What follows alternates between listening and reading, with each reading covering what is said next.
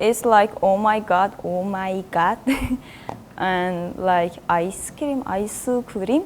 헬스장, fighting. The first time I heard fighting was when I watched a Korean film. And they kept saying fighting, and I watched it with my family, and my family were like, why do they keep saying fighting? And I didn't know anything about Korean culture as well. There are some words that are interesting. I just don't know how they develop. There's some words that sound so dirty to me, like screw bar. It's like a screw popsicle, but it sounds dirty to most Americans. I remember when I first came to Korea, I wanted to buy a makeup remover, and I went to one of these makeup stores, and I looked at these bottles, and it said like lip remover, eye remover, and I was like, what? I don't want to remove my eyes. One time, my Korean teacher was like, oh, you know, this like super famous Russian songwriter or composer. But like, she was like, oh, you know him? And I'm like, I don't think so. So she went to Google, she like tapped the image, and I'm like, oh, you mean this person? I believe she talks about Tchaikovsky. So Tchaikovsky in English and in Russian is pretty similar, like Tchaikovsky. But in Korean, it's like a whole other level. How do you say? Could you please say it?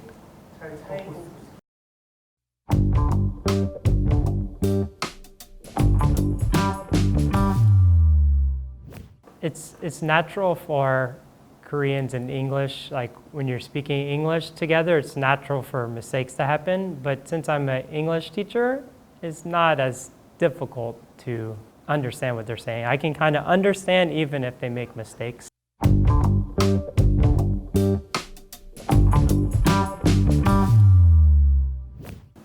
First of all, they asked me where are you from? How do you do? What's your name? Where are you from? And do you know BTS? And I'm actually a fan of BTS, so like, oh yeah, they're so nice.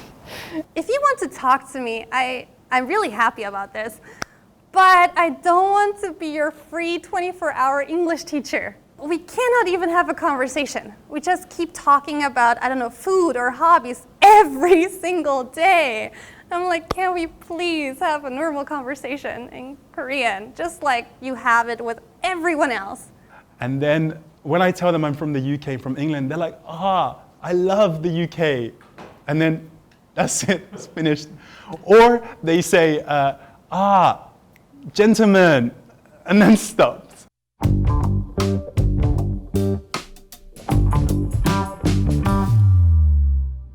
I actually tried to beginning to use Korean as much as possible because for me, that's kind of like how to show respect to a country and the people of that country, to learn that country's language.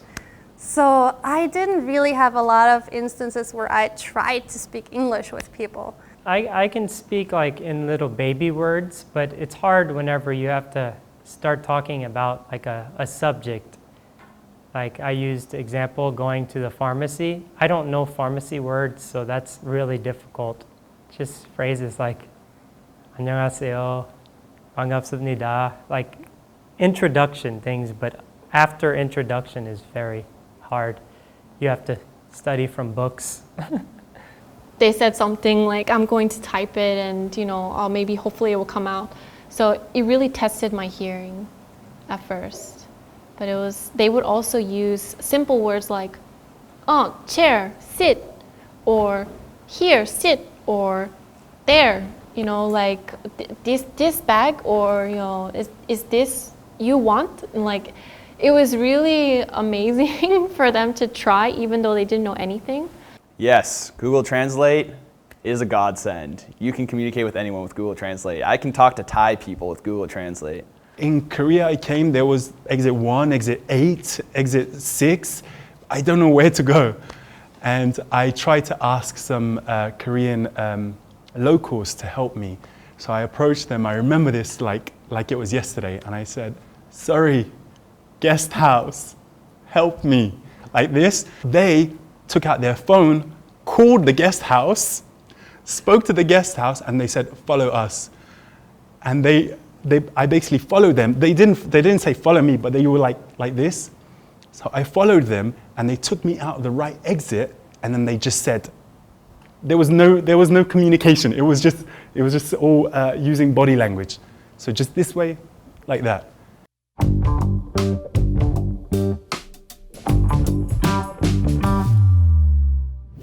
I think for me, it's better if they ask 한국어 할 수 있어요? And if they use this word and I say yes, we can just use English and Korean 섞여서. We can use English and Korean together. So it's better to communicate with that. So because I can teach them English and they can teach me Korean. I think the most important Korean phrase to know is 어디예요. Like restaurant 어디예요, or guest house 어디예요. You can put in anything. Before coming to Korea, I think I had around 4 years of watching dramas and listening to music. And I did not understand Korean, but I was just listening and listening. And basically it was proven by research that if you listen more and more, even though at the time you don't know the words, your brain makes connections. So when you do see the word later on, when you do read somewhere, you will remember the word and you will actually memorize it. And the thing that helped me most was like a lot of body language, like just trying to get my point across somehow. And then if it didn't work, we just laughed about it together. So yeah, I think the best thing is not to like think about it too much. Just try.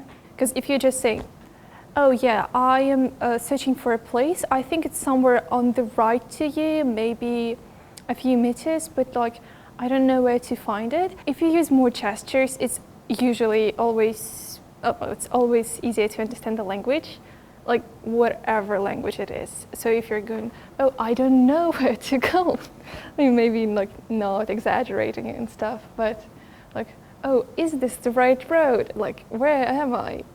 I think it just helps a bit. Most Koreans will understand a lot of English if you speak slowly because they learn in high school. Otherwise, get a phone. 3G is available everywhere in Korea, even on top of mountains. It's insane. So you can just always Google Translate anything you want to say. It's amazing.